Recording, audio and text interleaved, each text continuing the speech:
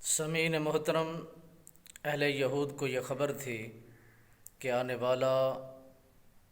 نبی آخر الزماں صلی اللہ علیہ وسلم سرکار کا نور جو حضرت عبداللہ پاک کی پیشانی میں جگمگا رہا ہے اور ان کی پشت کے اندر موجود ہے،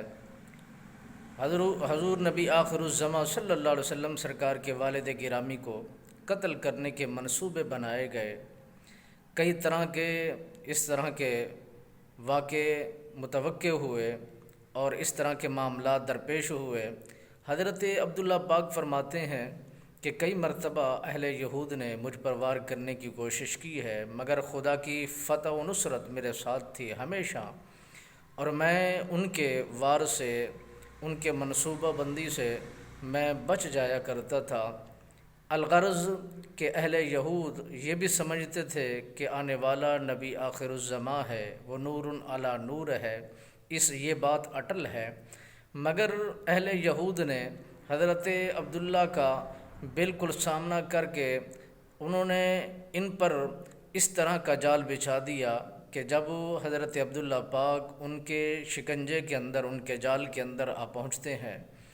تو وہ کہنے لگے کہ عبداللہ آج آپ بچ نہیں سکتے، ہم پوری تیاریوں کے ساتھ یہ پورا گروپ اور پورا گروہ آپ کو قتل کرنے کے منصوبے میں آئے ہیں، اس لیے کہ آپ کی پیشانی کے اندر جو نور جگمگا رہا ہے ہم اسے آنے ہی نہیں دیتے۔ جب آپ کو قتل کر دیں گے تو یہ نور ختم ہو جائے گا،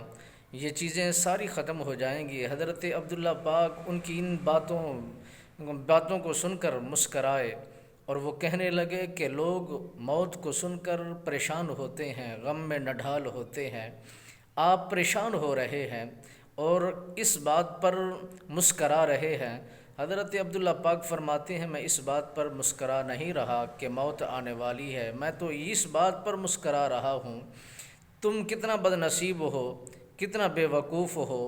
تم یہ چاہتے ہو کہ ہم آنے نہیں دیں گے، مگر خالق نے اپنی تجویز بنا لی ہے۔ وہ خالق ہو کر کوئی انسان سے ٹکراتا ہے، وزیر سے ٹکراتا ہے، بادشاہ سے ٹکراتا ہے، اور مخلوق خالق سے ٹکرائے، یہ کیسے ممکن ہے، یہ کیسے متوقع ہے؟ اور پھر وہ بنانے والا ہے، یہ بننے والا ہے۔ رب چاہتا ہے کہ اپنے محبوب کو رحمت کی چادر پہنا کر